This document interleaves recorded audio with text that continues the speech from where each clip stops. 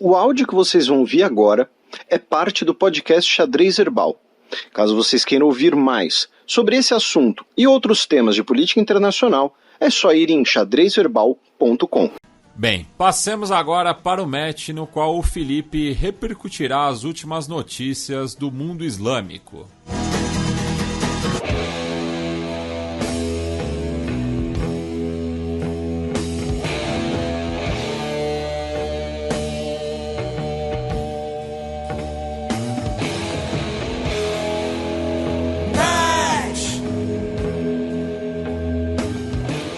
Bem, pessoal, para fazer, né, a gente já brincou aqui algumas vezes, né, às vezes para montar o roteiro, a gente tem que, né, às vezes dar uma roubadinha, uma criatividade ali. Então, esse vai ser um bloco cujo critério são os países integrantes da Organização de Cooperação Islâmica. Tá? Não é um critério que a gente costuma usar, mas foi um jeito de colocar aqui diversos assuntos diferentes dentro do mesmo bloco. E começando pelo Sudão, né? A gente repercutiu o início das hostilidades no Sudão, né, da atual crise no Sudão, né, que começou ali em meados de abril. Depois, no programa passado, né, eu recomendei para vocês o ponta de lança sobre o assunto, porém, eu acho interessante a gente fazer aqui uma breve contextualização sobre o que está ocorrendo no Sudão, especialmente o que nós temos hoje no Sudão é basicamente uma guerra civil, tá? Que não tem sinais de que vai arrefecer, e é uma guerra civil travada entre dois grupos armados que já existiam, tá? Que ambos tinham status oficial, status, né, oficiais durante a ditadura do Omar al-Bashir e que tiveram uma trégua depois da derrubada, né, do ex-ditador, porém agora voltaram, né, a se enfrentar. De um lado, nós temos o exército sudanês, as Forças Armadas Sudanesas, a instituição, né, Forças Armadas Sudanesas, que vamos lembrar, durante muito tempo foram um dos pilares da ditadura do Omar al-Bashir, né? O próprio Omar al-Bashir era um militar, né?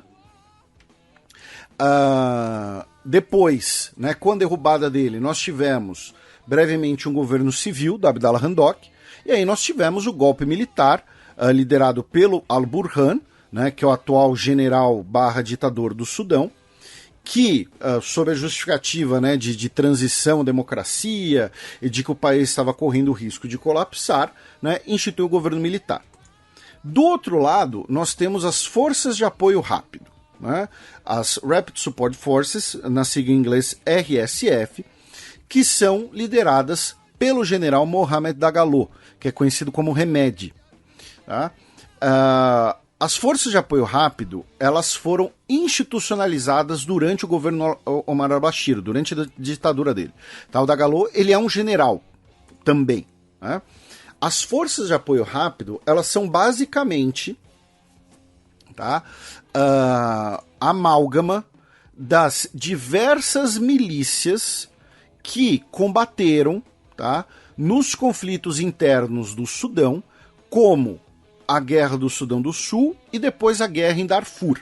Tá? Essas milícias foram, como eu disse, amalgamadas em um único comando, essas forças de apoio rápido, e o Remedi, tá? Remeti, né, recebeu essa institucionalização até como uma maneira do Omar al-Bashir, digamos assim, contrabalancear o poder dos militares. Tá? Então você oficializa, né, essa milícia, tá, para contrabalancear o poder dos militares. Do lado, né, dos comandantes da milícia, especialmente do Dagalo, né, você tinha um benefício ali de que ele recebeu proteção por conta dos diversos crimes cometidos pelas milícias, tá? Como mortes de civis, massacres, estupro como arma de guerra, tortura, né, limpeza étnica na região de Darfur. Então, ele recebeu ali um amparo oficial do Estado contra essas eventuais acusações. 2019, derrubada do al-Bashir, os dois grupos estavam juntos, né, as Forças Armadas e as Forças de Apoio Rápido. Temos o movimento civil, o Conselho de Transição, o governo do Abdallah Hamdok, novo golpe, e aí agora, né, as Forças Armadas e as Forças de Apoio Rápido estavam disputando poder entre si, né, estavam crescentemente começando a bater cabeça um contra o outro. Tá? Junto com essa disputa interna de poder, depois da derrubada da al-Bashir, tá? Nós temos uma questão que é muito concreta, tá? Que é muito simples, é quase universal. É a disputa por poder entre eles, poder e riqueza. Tá? Quando eu falo, né, do Dagalo, que é conhecido como Hamed, Hollywood retrataria ele, né, com aquele estereótipo racista, né, de um líder de uma milícia africana e tudo mais e tal. Ele é um dos homens mais ricos do Sudão, tá? Porque na posição de poder dele, ele passou a ter investimentos, ele passou a controlar empresas e ele, o seu grupo armado, né, controla diversas regiões ricas em minérios, especialmente ouro. Tá? O Sudão, e a gente já falou isso aqui algumas vezes, né? O Sudão tem grandes reservas de ouro, é o terceiro maior produtor de ouro da África e cerca de 80% do ouro extraído do país é contrabandeado para o exterior. Não passa por mecanismos oficiais. E isso é utilizado para enriquecer, né, os líderes desses grupos e também o próprio financiamento desses grupos armados. Tá? Então, essa é a primeira questão, a busca por poder e por dinheiro. Tá? Estamos falando do né, o Sudão, desde a sua independência completa em 1956, passou por mais de uma dezena de golpes militares, que são muito ligados à riqueza mineral do país. Tá? A segunda questão, além da disputa entre poder, se torna também uma disputa por influências externas no próprio Sudão. Tá? A junta militar sudanesa tem como um dos seus principais aliados o Egito. Né? A gente já falou aqui, por exemplo, que Egito e Sudão são aliados, inclusive, na questão das águas do rio Nilo contra a Etiópia. Né? Mas, além do apoio egípcio, né, o al-Burhan ele também recebeu visitas de delegações, outras delegações estrangeiras. Né? Ele recebeu o Mike Pompeo, então secretário de Estado dos Estados Unidos, ele que conduziu ali a normalização de relações com os Estados Unidos.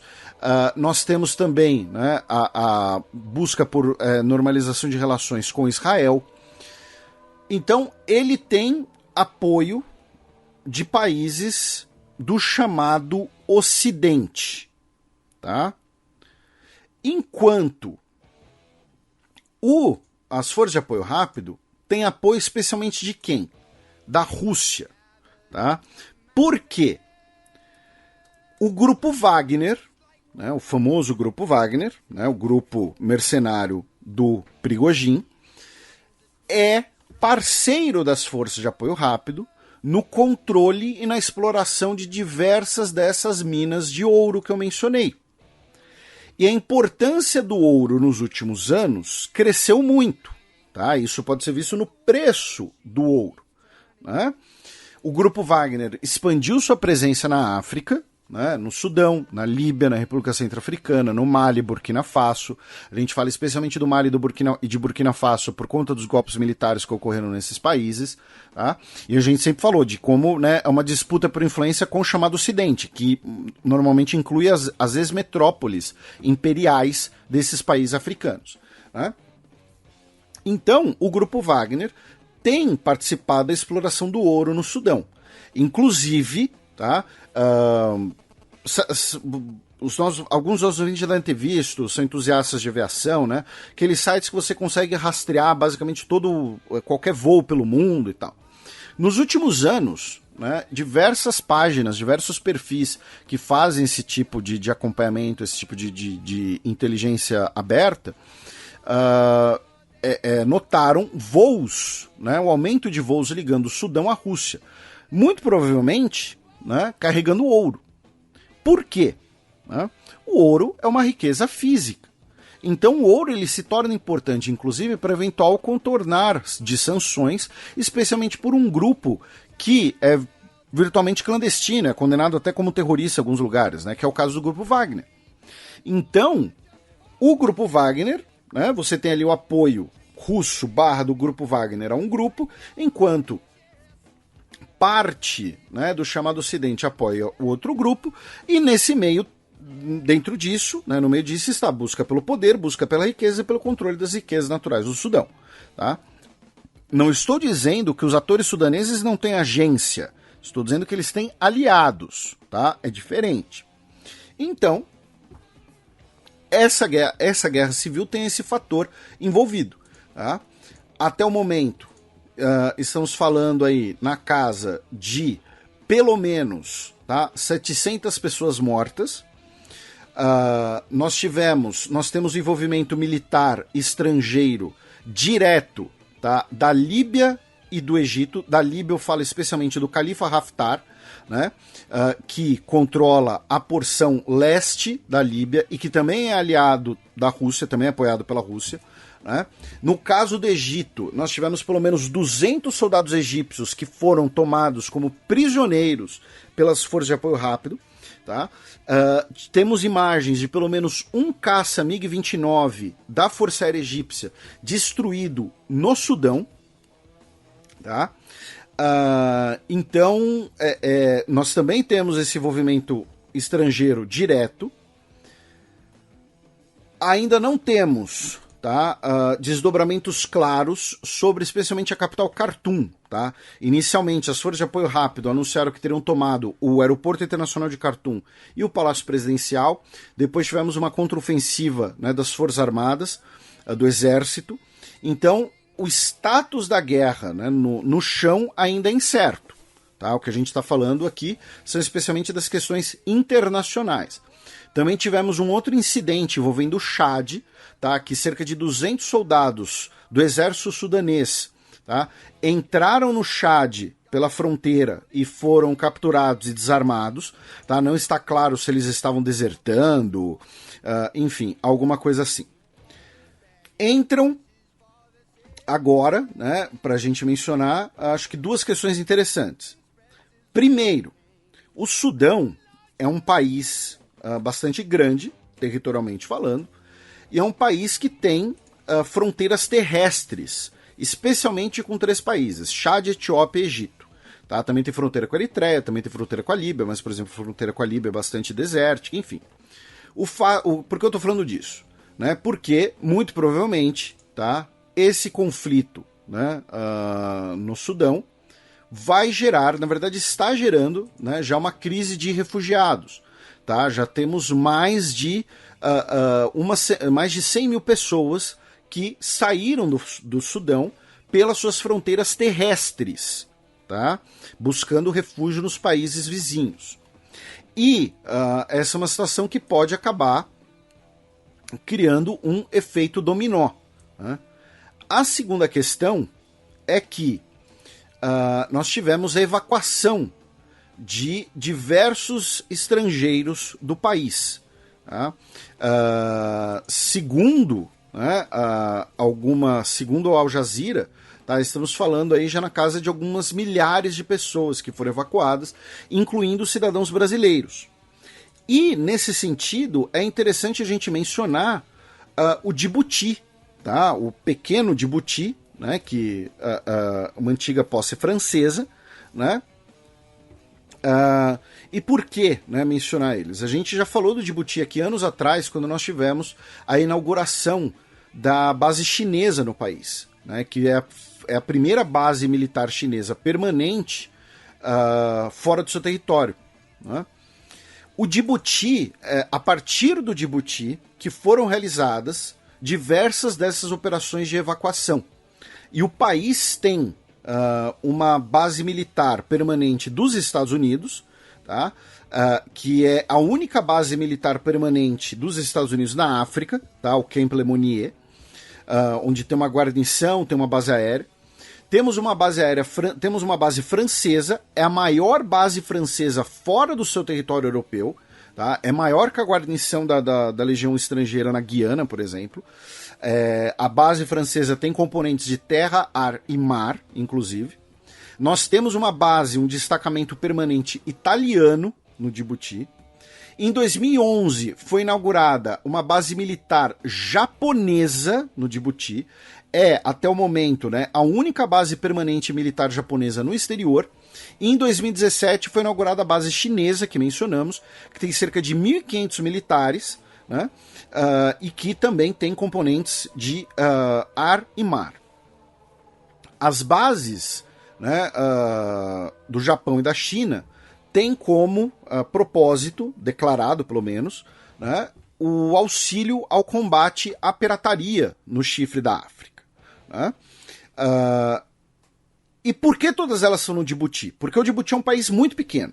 Tá? O Djibouti é um país muito pequeno, com população pequena, economia pequena. Né? O país é basicamente uma ditadura familiar desde a sua independência, em 1977, com altíssimos índices de corrupção. Só que o Djibouti tem uma localização muito importante. Perto do chifre da África, né? Perto ali do Golfo de Aden e o Mar Vermelho, né? O gargalo natural, né, entre o Golfo de Aden e o Mar Vermelho, que é o Estreito de Bab el-Mandeb, é ali perto do Djibouti. Então, o porto do Djibouti é muito utilizado, especialmente pela Etiópia, que não possui litoral, e a localização dele, perto então do Canal de Suez, perto do Golfo de Aden, perto do Chifre da África, faz com que ele seja interessante para bases militares.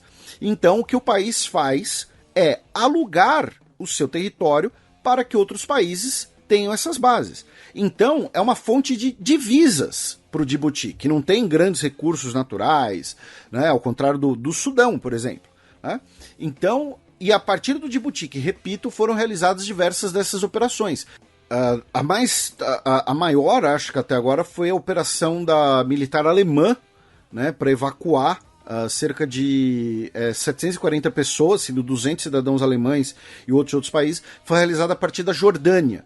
Tá? Inclusive, cidadãos jordanianos, né, foram evacuados nessa operação. Mas, por exemplo, a operação dos Estados Unidos e da França foram realizadas a partir dessas bases no Djibouti. Tá?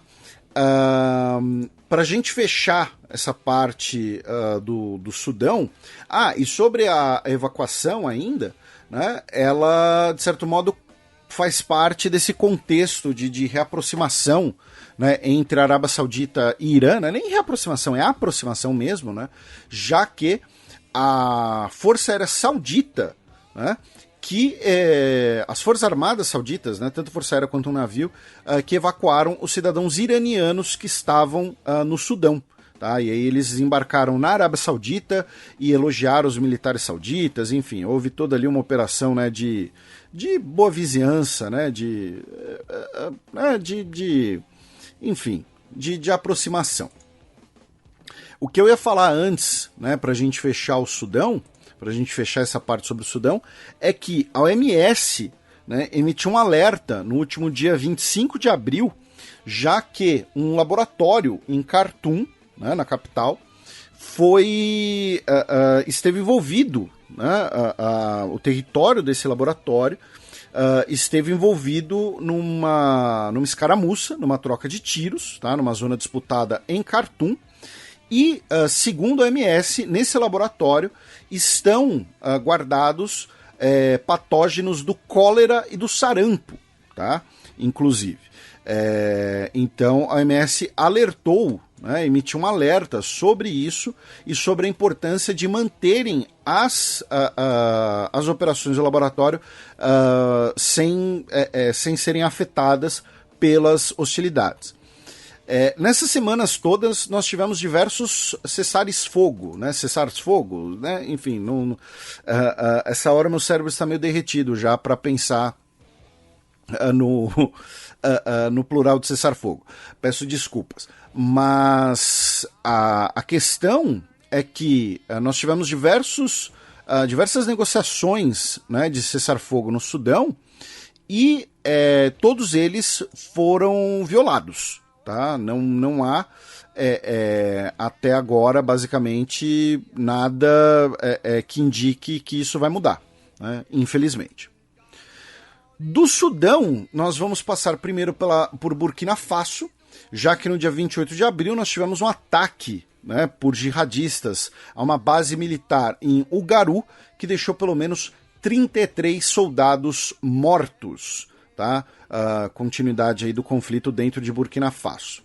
De Burkina Faso vamos na Somália, já que o exército somali anunciou no último dia 2 de maio que realizou uma grande operação militar contra o Al-Shabaab e que 67 integrantes do grupo terrorista foram mortos e 2 campos de treinamento deles foram tomados. Aí vamos para a Palestina, já que no último dia 2 de maio o Kader Adnan morreu depois de 87 dias de greve de fome sob custódia de Israel. Ele foi preso, ele estava preso sem julgamento, tá? Ele já havia sido detido 12 vezes, né, no que é chamado de prisão administrativa, né, que é justamente essa prisão sem julgamento, quando você prende a pessoa por alguma questão de documento, alguma questão de suspeita, né, de ter cruzado a fronteira, ter cruzado um checkpoint, né, em algum momento que as Forças Armadas de Israel consideraram indevidas. Ele estava preso, repito, né, sem julgamento. Ele era um dos líderes da Jihad Islâmica Palestina, né, que não é a mesma coisa que o Hamas. Tá? A gente já explicou isso anteriormente. A Jihad Islâmica Palestina é ligada diretamente à Irmandade Muçulmana, né? A Jihad Islâmica Palestina, inclusive, em alguns momentos, né, chegou a ter tem rivalidades, né, com o Hamas, especialmente na região de Gaza, né? E o Kader Adnan era um dos líderes da Jihad Islâmica Palestina, repito. Ele estava há 87 dias em greve de fome e faleceu, tá, no dia 2 de maio. O falecimento dele gerou repercussão internacional negativa, óbvio, né? Mesmo grupos de direitos humanos em Israel condenaram, né, os procedimentos, condenaram, né, o acontecimento, né, condenaram a prisão dele, condenaram as ações das autoridades israelenses que né, levaram à morte dele. Ele foi chamado diversas vezes como um prisioneiro político, né, e por conta da morte dele, nós tivemos o disparo de foguetes, né, a partir da faixa de Gaza, e Israel realizou ataques aéreos contra a faixa de Gaza em represália com esses ataques de foguetes anteontem, desculpem, dia 3 de maio. Tá? Então tivemos essa breve escaramuça e o presidente da Palestina, o Mahmoud Abbas, ele, no final do mês de abril, ele esteve em Riad, né, onde ele se encontrou com o rei da Arábia Saudita, o Mohammed bin Salman, né, quem de fato governa a Arábia Saudita, e também com um dos líderes do Hamas, o Ismail Haniyeh. Tá? Foi mais um encontro entre, né, o presidente da Palestina e uma liderança do Hamas na tentativa de normalizar as relações entre os dois grupos e criar, né, uma espécie ali de frente única. Né? A gente já repercutiu isso aqui algumas vezes. A mais digamos assim, promissora dessas conversas, pensando na lógica dos dois grupos palestinos, foi realizada no Catar, em 2019, antes da pandemia, que levou inclusive à mudança da carta do Hamas, né, mas aparentemente não foi adiante. E é interessante de mencionar uma coisa que a gente já citou aqui no programa, né, mas muitas vezes as pessoas... Isso não é culpa das pessoas, né? Isso é culpa muitas vezes da imprensa, que repete alguns estereótipos e tal. Pensar, é todo mundo árabe, é todo mundo muçulmano, então é tudo a mesma coisa. Mas a Arábia Saudita e o Hamas não se dão bem, tá? Por conta dos elos entre o Hamas e a Irmandade Muçulmana, né? Já que o Hamas ele não é um grupo diretamente ligado à Irmandade Muçulmana, mas ele foi inspirado pela Irmandade Muçulmana, quando ele foi criado em 1987, e principalmente o Hamas, nos últimos anos, passou a ter relações próximas com o Irã, né? Por conta de terem o inimigo em comum, que é Israel. Então, e as relações entre a Arábia Saudita e Irã não estavam boas, né, como os nossos ouvintes sabem, né? Então, é possível até mesmo que a aproximação entre a Arábia Saudita e Irã leve a, não vou dizer uma aproximação, mas uma normalização de relações entre a Arábia Saudita e Hamas, tá? Porque, né, repito, temos essa visita agora de uma delegação do Hamas à Arábia Saudita, que é algo que eu, pelo menos, não me lembro, tá, de ter acontecido num passado recente. Segundo Al Jazeera, a última vez que aconteceu foi em 2015, né, para vocês verem, então praticamente 8 anos. Tá? Da Palestina vamos para a Síria, com 2 notícias. Primeira delas, mais um passo, né, na normalização das relações entre o governo Bashar al-Assad e os outros países árabes, foi o fato de que nessa semana nós tivemos uma cúpula de ministros de relações exteriores da Síria com vizinhos árabes, tá? Com Jordânia, Iraque, Egito. Tá? Todos eles se encontraram em Amman, capital da Jordânia, e conversaram inclusive sobre o compromisso ao combate ao tráfico de drogas, né? Já que a Síria se tornou um grande polo de produção e exportação de metanfetamina na região. Segundo o governo dos Estados Unidos, inclusive, o próprio regime al-Assad, o próprio governo al-Assad, incentiva e se beneficia desse comércio de metanfetamina. Né? Mas, segundo o encontro, o governo sírio se compromete, né, a combater o tráfico de drogas na região. A segunda notícia é que o Ebrahim Raisi, o presidente do Irã, desembarcou na Síria ontem. Né? É a primeira visita, né, de um presidente iraniano à Síria desde o início da Guerra Civil. Né? Lembrando que o Irã é um aliado do Bashar al-Assad, porém, mais que isso, é um aliado dos seus aliados dentro da Síria. Né? Como, por exemplo, né, a presença do Hezbollah na Síria, a presença da Guarda Revolucionária Islâmica na Síria. Então, né, parecem sinônimos, mas não são, tá, gente? Então, assim, o Irã é um aliado do Assad? Mas o Irã também é um aliado de outros grupos que atuam dentro da Síria. Tá? Falaram especialmente de desenvolvimento econômico, de recuperação econômica da Síria pós-guerra. Né? Lembrando que, assim, o Irã, né, apoiou, né, a Síria por quase toda, apoiou o governo Assad, melhor dizendo, por basicamente toda a guerra civil, incluindo aí, né, a luta contra grupos apoiados pelos países árabes, como a Arábia Saudita e Catar. E é muito curioso, né? Porque assim, o podcast Xadrez Herbal começou em 2015. E em 2015 era esse cenário que existia. Né? Era o Irã apoiando o governo Assad, que lutava contra grupos sunitas extremistas que eram apoiados pela Arábia Saudita e Catar. E hoje está todo mundo sentando na mesma mesa, hoje está todo mundo conversando como se nada tivesse acontecido. Né? Então, mas retomando o meu raciocínio, a visita do Raisi, né, tem muito a ideia de defesa dos interesses econômicos iranianos na Síria. Tá? Porque já tem alguns anos aqui que a gente alerta aqui no programa que o Irã tem um grande receio que é ser passado para trás na reconstrução síria. Né? A Síria, por exemplo, o governo Assad, alguns anos atrás, 2020, se eu não me engano, um pouco antes da pandemia, cedeu, né, forneceu contratos de telefonia móvel para empresas chinesas, em detrimento de empresas iranianas. E isso deixou o Irã pé da vida, né, porque o Irã quer participar da reconstrução síria para, inclusive, recuperar o seu, entre aspas, investimento e apoiar o Assad. Né? Então essa visita do Raisi é muito importante nesse sentido, para garantir os interesses iranianos na reconstrução da Síria, pós-guerra civil. Tá? Da Síria nós vamos para a Turquia, tá? Com 3 notícias.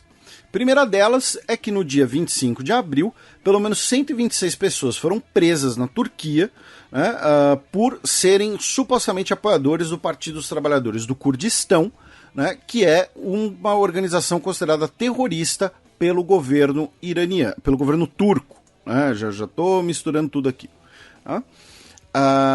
Depois, no dia 28 de abril, o principal partido legal pró-turco, né, que é o Partido Democrático Popular, o HDP, que é um partido de centro-esquerda, né, anunciou que vai fazer parte, sim, da grande coalizão, né, da Frente Ampla anti-Erdogan, anti-Erdogan, para as eleições do dia 14 de maio. Tá? Pediu para os integrantes e apoiadores do partido a votarem contra o Erdogan. E, finalmente, por uma grande coincidência, né, faltando 2 semanas para a eleição, no dia 1º de maio, o governo turco, né, anunciou que matou um dos líderes do Daesh, né, o auto-intitulado Estado Islâmico, na Síria, né, o Abu al-Hussein al-Qurashi. Né? Então, assim, uma grande coincidência, né? Faltando 2 semanas para a eleição, você faz esse anúncio, né? Parece o Obama anunciando a morte do Bin Laden, né? Mas, então, são essas 3 breves notícias na Turquia. No Irã, uma notícia interessante, tá? É que um integrante da Assembleia dos Peritos, né, que é um órgão, é como se fosse... é uma analogia, tá, gente? Uma analogia, tá? É como se fosse a Câmara Alta do Irã, né? No Irã nós temos ali o Conselho dos Guardiões, depois a Assembleia dos Peritos, depois o Parlamento, e a Assembleia dos Peritos é formada por 88 membros, tá? Que são todos eles juristas, né? Da jurisprudência muçulmana, né? E um deles, o Ayatollah Absali Soleimani, né, foi morto a tiros, tá, na cidade de Babouzar, tá, uma cidade no norte do Irã.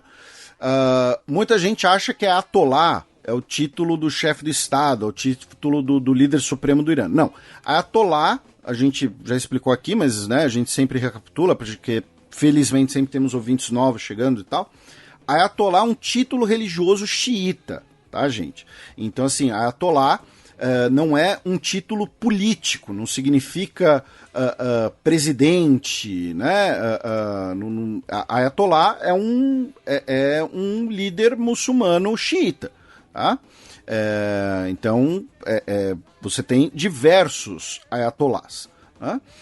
E, no caso, né, ele, integrante da Assembleia dos Peritos, que, repito, é como se fosse a Câmara Alta, né, do Irã, foi assassinado a tiros, tá? Então é bom ver, né, aí questões, né, que podem explicar esse assassinato. E segundo